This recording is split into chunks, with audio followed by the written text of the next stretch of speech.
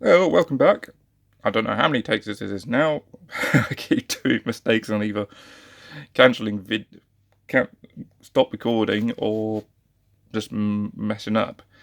So, Typhoon, Hawker Typhoon, alluded to quite a few times in the previous video with the Tempest.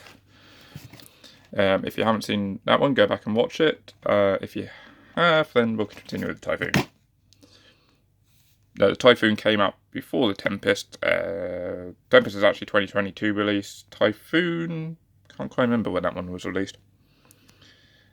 But that's box art. Yes, you might be able to see what I'm about to do there.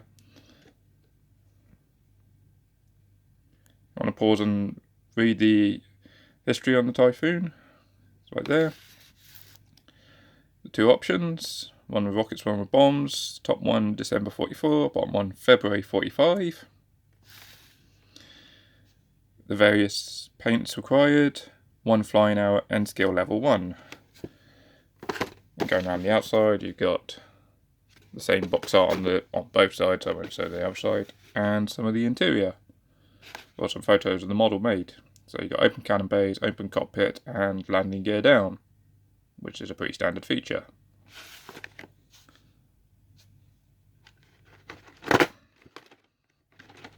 Bear with me, I've jammed it on. As some of you could see, there was a second box hiding under there. Yep, I have two of these. I've got the later one as well, which has two more different decal options available. Different box art. Same text about the history. And then, so you got the top one, which is post-war, June to August 45. Bottom one is D-Day 44. Interestingly, the bottom one shows rockets, the top one doesn't, and yet the box art shows rockets. Again, skill level 1, one flying hour, if you collect those. So yeah, I've got two of these. They're identical interior on the inside, except for the decals. Instructions. More history on the Typhoon, which if this focuses, there you're going to pause and read that. Got speed, range, width, length, and armament. Instructions. First off, making the cockpit, pretty standard with Airfix. In fact, most of these models. So I put the seat in, good old Humbo 78, interior grey-green, 33 for black, 62, which I'm pretty certain is a brown. You've got a separately fitted compass and gun sight. It goes around the back, it clips on, it's a little bit awkward if I recall with that, and you also have a decal which goes on the front. And you put all that in the inside of one side of the Typhoon, and you called it a Tempest then, that's a bit of an irony. Landing gear up and down option already have to be picked, because the tail wheel goes up and down. Next, the control columns, you've got to put that onto the top of the landing gear bays, because that also forms the bottom end of the cockpit and the front of the radiator, which you see at the front of the plane, which you then have to glue in.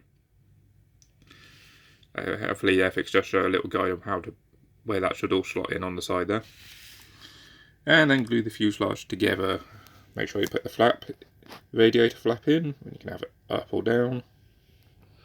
And the pilot. Going with a pilot, you can choose to put him in.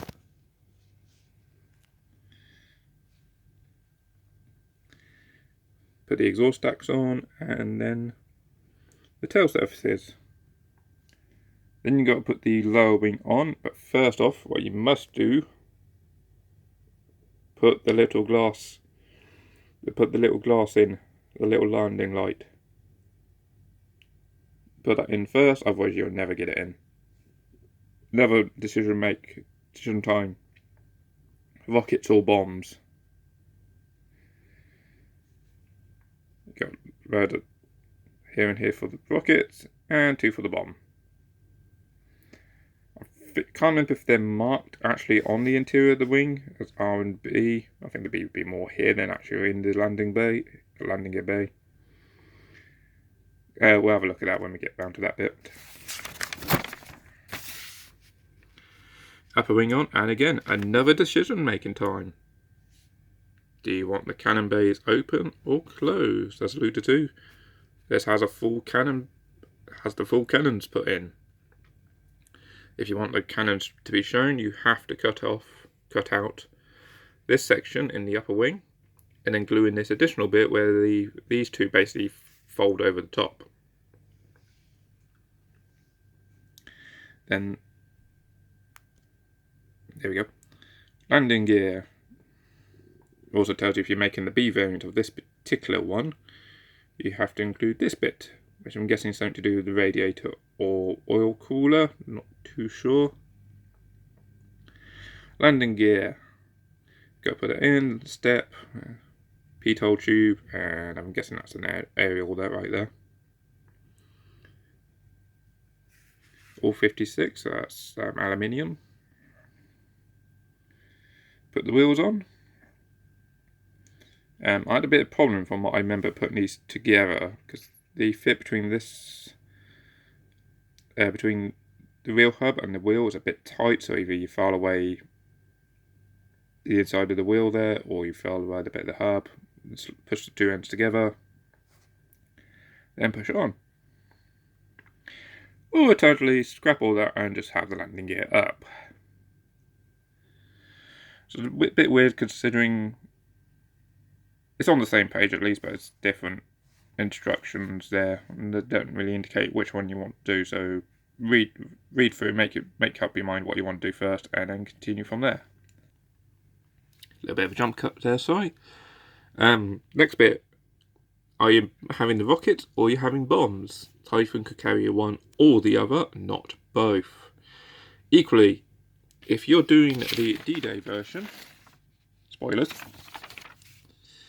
do not glue these on yet, because they go slap bang over the top where the D-Day stripes would go. Remember, the rockets and bombs went on top of the D-Day stripes, not the stripes on top of the bombs. Speaking of which, make the rocket and bombs. Then the last things to go on, glue the spinner together, and if you want the spinny spinner, do not glue, is what this little marker stands for. That little marker there. Do not glue. But I don't tend to have spinny spinners, I just have them fixed in place, which just slots straight into the front, and then you can have the canopy open or closed. As alluded to, focus. There we go. Got a camouflage scheme for Squadron Leader Basil Gerald Stapleton.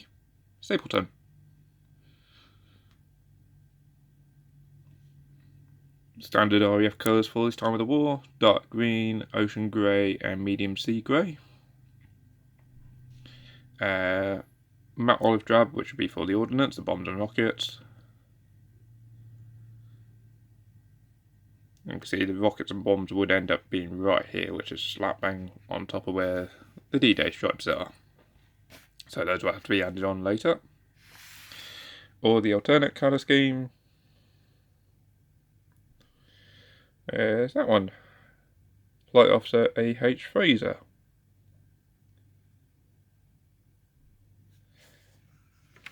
Alright, and that's it, and blank bit of paper. Right, the sprues. Yep, now for the sprues. Sorry for the little jump cut. So first off, the clear bits in a bag, and they're in a little baggie. There's literally only 3 pieces in there. But you're not focusing, are you? No, not going to focus. Canopy and the little light. Don't always keep them away till last, unless I can help it. The upper wings. Ooh, that's already coming off. Nicely moulded. Panel lines not too deep. You can focus, let's see it. Yeah, there you go. There's the panel lines. Right, these are the bits that would have to cut out if you wanted the cans showing. So on the underside, unfortunately, you'd have to cut through from the top. So either with a knife very carefully, cut them out, or use a drill to try and help line up the knife. Probably use a knife, but I end up trying to leave it on for a bit of experienced modelers, but beginners, you would never know until you try it, so always worth giving it a shot. You got control surfaces again, and there's the rockets, or the rocket mounts. The lower half of the cockpit, there you go. Little grips, little tracks. Nice panel work on the fuselage. Canvas rudder, very interesting. 4-bladed prop, and some of the bombs. In case you're wondering, these little do-habbies there are reinforcement tabs, because when the plane used to go into a dive, it had a tendency of ripping the tail off. Never used to end very well when that happened, so they added all these on around the outskirts, you'll see on the other side of the fuselage, to try and keep the tail on.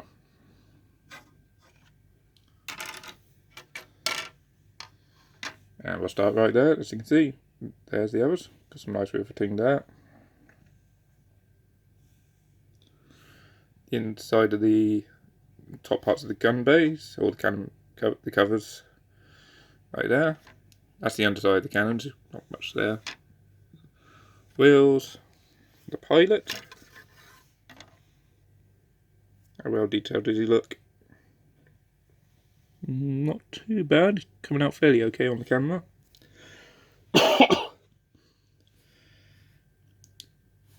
Exhaust stack, spinner, and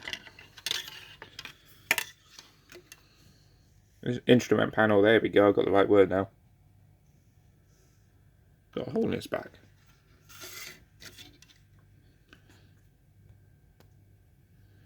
There we go, the interior of the cannon bays. The 20mm Oerlikon cannons. That's the wheels, which are just plain. A little bit on the inside there. Got a little bit more back there. You don't tend to see anything on that one. Control stick. And then finally, the lower wing, radiator, rockets. Do thingy-bob. I don't have a clue what that's for. I'm guessing that's either the radiator or the cooler. Or for the bombs and the interior. And of course the lower wing. Which, yeah, I was right, does state R or B for rockets or bombs. I thought it did, I just couldn't remember. And you got the same that side as well. That's in reverse. That's in normal. Huh. Okay. A few more of the ejection pin marks. You ain't going to see those once it's built. They're all on the inside where you don't see them. But yeah, nice lovely little kit. Still bigger than the Spitfire.